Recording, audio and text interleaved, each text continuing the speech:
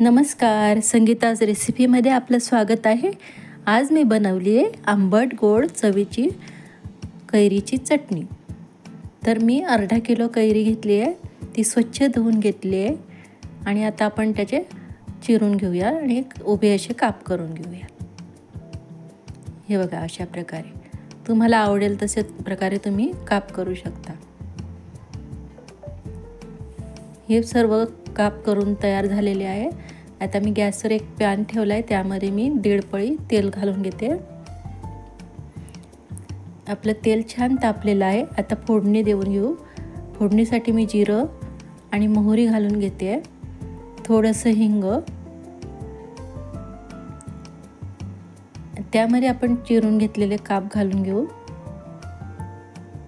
आणि छान असं 2 मिनिटं परतून घेऊ। हे बघा, अशा प्रकारे त्यामध्ये आता मी 1 चमचा लाल तिखट, 1 चमचा काश्मीरी लाल तिखट घालून घेते, थोडीशी हळद आणि चवीनुसार मीठ।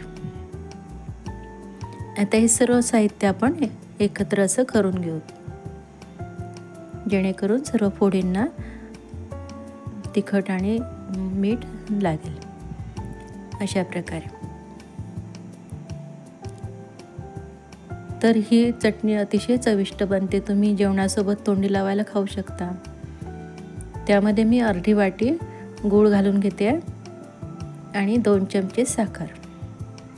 साखरेमुळे आपल्या चटणीला रंगही सुंदर येईल आणि चवही छान लागते। आणि आपण आता हे सर्व साहित्य एकत्र करून घेऊया। हे बघा, अशा प्रकारे आणि झाकण ठेवून याला आता आपण अशा आता गूळ आणि साखरेला छान असं पाणी सुटलं आहे। आता झाकण ठेवून आपण याला होऊ देऊ। 2 मिनिटांनी आता परत परतून घेऊ। हे बघा, अशा प्रकारे। तर आता गूळ आणि साखरमुळे याचं घट्ट असा पाक होऊ नये म्हणून यामध्ये आपण 2-3 चमचे असं पाणी घालून घेऊ, जेणेकरून घट्ट असं होणार नाही। आपली चटणी रसरशीत होईल आणि ती चपातीसोबत आपण खाऊ शकू, अशा प्रकारे होईल। हे बघा, आता पुन्हा झाकण ठेवून याला शिजू देऊ आपण। हे बघा, अशा प्रकारे आता सुंदर रंग आलाय आणि सुवासही छान सुटलाय आणि आपली चटणी छान प्रकारे तयार झाली आहे। हे बघा, अशा प्रकारे